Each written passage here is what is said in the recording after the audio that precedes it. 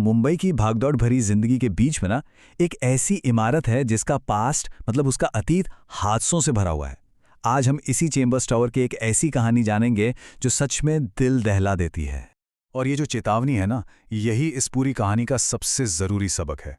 एक ऐसा सबक जिसे अगर कोई नजरअंदाज कर दे तो उसकी कीमत एक बहुत ही भयानक अनुभव से चुकानी पड़ती है। देखिए, जो खौफ आगे आने वाला है ना, उसकी जड़ें इस बिल्डिंग के दर्दनाक इतिहास में छिपी हैं। पहले 1993 का बम धमाका, फिर 1997 में इमारत के एक पूरे हिस्से का ढह जाना। ये सिर्फ हादसे नहीं थे, ये तो उस श्राप की शुरुआत थी जो कई साल बाद 2007 में एक जवान सेल्समैन का इंतजार कर रहा था। तो चलिए अब कहानी के दो मेन किरदारों से मिलते हैं। एक है एक हताश, परेशान सेल्समैन चिराग, और दूसरी है वो मनहूस इमारत जो किसी तरह उसे अपनी तरफ खींच रही थी। यह है चिराग। साल 2007 है और चिराग एक ऐसा सेल्समैन है जिसने पिछले 3 महीनों में एक भी वाटर प्योरीफायर नहीं बेचा है और अब उसे डर है कि कहीं उसकी नौकरी ना चली जाए। उसकी परेशानी सिर्फ नौकरी बचाने की नहीं थी, उसके ऊपर अपनी बीमार बूढ़ी माँ की देखभाल का बोझ भी था और गरीबी से बाहर निकलने का एक जबरदस्त प्रेशर भी। वो बस किसी भी हाल में सफल होना चाहता था। और ठीक उसी वक्त जब वो अपनी जिंदगी के सबसे बुरे दौर से गुजर रहा था, उसके सामने एक सुनहरा मौका आता है। उसके बॉस उसे चेम्बर्स टावर में एक बहुत बड़े ऑर्डर की लीड देते हैं, एक ऐसी डील जो उसकी पूरी जिंदगी बदल सकती थी। तो अब कहानी हमें ले जाती है चेम्बर्स टावर के उस बदनाम बीविंग में, जहां उम्मीद की वो एक छोटी सी किरण धीरे धीरे एक भयानक, बहुत ही भयानक सपने में बदलने वाली थी। तो शाम के 4 बज रहे हैं। चिराग पूरी उम्मीद के साथ चेम्बर्स टावर के बी विंग पहुंचता है। गेट पर उसे एक वॉचमैन मिलता है जो अजीब तरह से मुस्कुरा रहा होता है। चिराग उसे नजरअंदाज करके 5वीं मंजिल की तरफ बढ़ता है, लेकिन उसे महसूस होता है कि यार, ये पूरी बिल्डिंग इतनी खाली क्यों है। ऑफिस में एक रिसेप्शनिस्ट उसका स्वागत करती है। वो उसकी अपॉइंटमेंट कंफर्म तो करती है, लेकिन जब चिराग ऑफिस के खालीपन पर सवाल उठाता है तो वो बस एक गोलमोल सा बहाना बना देती है। इंतजार करते करते 1 घंटा बीत जाता है, फिर दूसरा, और उस खामोश एकदम खाली दफ्तर में चिराग का सब्र अब जवाब देने लगता है। उसकी फ्रस्ट्रेशन बढ़ने लगती है और यहीं उसके मन में सवाल उठने लगते हैं, अगर ये डील इतनी ही जरूरी थी तो पूरा का पूरा ऑफिस खाली क्यों पड़ा है। यहीं से शक होना शुरू हो जाता है कि यहां कुछ तो बहुत ज्यादा गड़बड़ है। अब जैसे ही चिराग उठकर जाने लगता है, रिसेप्शनिस्ट उसे रोकने के लिए एक बड़ा दांव खेलती है। वो उसे 15 से 20 ऑफिसों के ऑर्डर का वादा करती है, एक ऐसी डील जो उसका करियर बना सकती थी।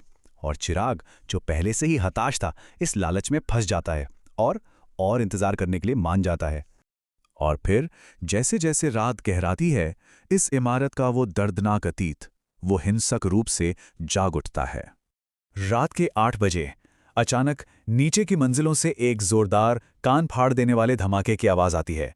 चारों तरफ इमरजेंसी अलार्म बजने लगते हैं और पूरी इमारत में खलबली मच जाती है। चिराग पूरी तरह से घबरा जाता है। उसे नीचे से मदद के लिए चीखें सुनाई देती हैं। लोगों के जलने की दर्दनाक आवाजें आती हैं। ऐसा लगता है जैसे कोई भयानक हादसा अभी अभी हुआ है। लेकिन सबसे अजीब बात यह थी कि वो रिसेप्शनिस्ट, वो बिल्कुल शांत थीं, एकदम शांत। और जैसे जैसे चीखें और पास आती हैं, वो एक ऐसी बात कहती है जिसे सुनकर रोंगटे खड़े हो जाते हैं। वो कहती है, लोग शायद अभी जल रहे होंगे, 1-2 दिन में भूल जाएंगे, हमारा देश ही ऐसा है। और बस तभी असली खौफ हकीकत बनकर चिराग के सामने आ जाता है। उस रिसेप्शनिस्ट का चेहरा बदलने लगता है। उसकी स्किन ऐसे पिघलने लगती है जैसे उसे जिंदा जलाया जा रहा हो। वो चीखने लगती है, बिल्कुल वैसी ही चीखें जो नीचे से आ रही थी। और ठीक उसी खौफनाक पल में कोई मदद के लिए आता है। एक शख्स उसे वहां से भागने में मदद करता है और साथ ही इस पूरे बुरे सपने की पहली डरावनी हकीकत भी बताता है। ये वही वॉचमैन था जो उसे गेट पर मिला था। वो अचानक से ऑफिस में घुसता है, बुरी तरह डरे हुए चिराग को खींचकर बाहर निकालता है और कहता है कि भागो यहां से, तुम्हें यहां नहीं होना चाहिए था। नीचे सीढ़ियों पर वॉचमैन पहला सच बताता है। वो कहता है कि इस इमारत में 1993 के धमाके और 1997 के हादसे में मरने वालों की आत्माएं भटकती हैं और चिराग ने अभी अभी उन्हीं में से किसी का सामना किया है। लेकिन कहानी यहां खत्म नहीं होती। बुरा सपना तो अभी बाकी है। अगले दिन जब चिराग अपने बॉस से बात करता है तो एक और ज्यादा खौफनाक सच सामने आता है। और अब कहानी के सबसे चौंकाने वाले हिस्से पर आते हैं। देखिए, दो सच हैं। पहला, वॉचमैन का सच कि बिल्डिंग में भूत हैं, और दूसरा, बॉस का सच कि उनकी कंपनी तो बहुत पहले ही वो ऑफिस छोड़कर गोरेगांव शिफ्ट हो चुकी है। वो बिल्डिंग तो सालों से बंद पड़ी है, एक खंडहर है, और वहां कोई वॉचमैन भी नहीं है।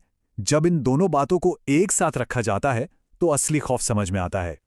अब याद कीजिए वॉचमैन के वो आखिरी शब्द जो उसने चिराग से कहे थे, जब आप यहां से निकलेंगे तो आप मान जाएंगे कि इस दुनिया में भूतों की भी एक जगह है। अब इन शब्दों का मतलब कितना भयानक लगता है ना। और यहीं ये कहानी हमें एक आखिरी और सबसे ज्यादा परेशान करने वाले सवाल के साथ छोड़ जाती है। सोचिए, अगर वो इमारत सच में एक खंडहर थी और वहां कोई वॉचमैन था ही नहीं, तो फिर चिराग को उस रात बाहर कौन लेकर आया? क्या वो बचाने वाला भी उसी बुरे सपने का एक हिस्सा था?